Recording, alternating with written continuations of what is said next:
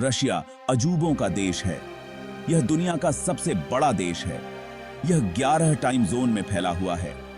Siberia के बर्फीले मैदानों से लेकर मास्को की चहल पहल वाली सड़कों तक रशिया विरोधाभासों और लुभावनी सुंदरता का देश है। इसका विशाल विस्तार संस्कृतियों, परिदृश्यों और इतिहासों की एक टेपेस्ट्री को समाहित करता है।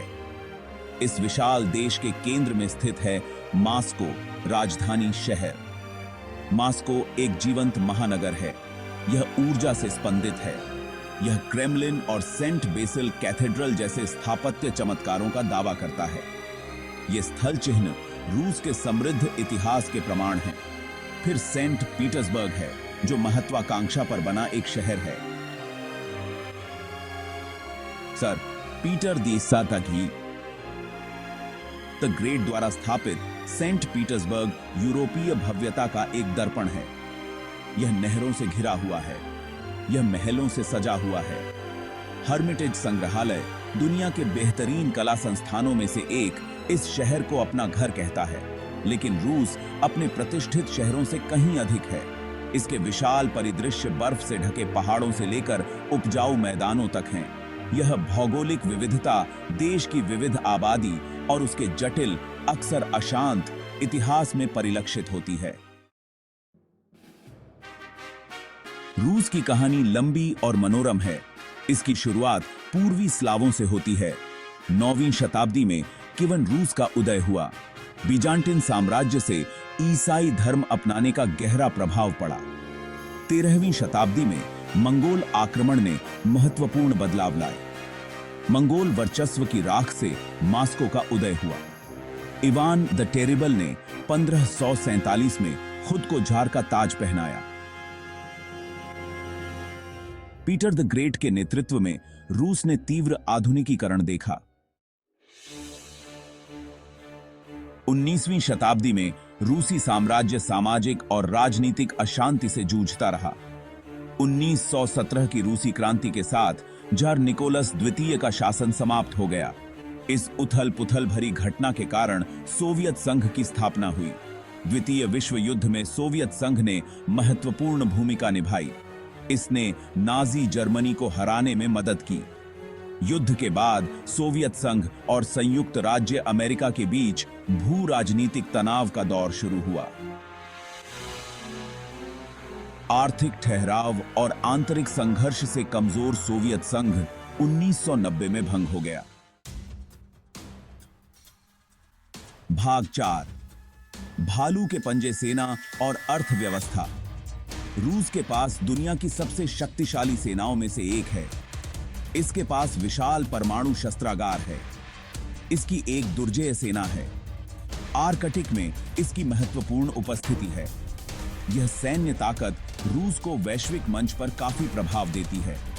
आर्थिक रूप से रूस एक मिश्रित बैग है। इसमें विशाल प्राकृतिक संसाधन हैं। यह तेल और प्राकृतिक गैस का एक प्रमुख निर्यातक है।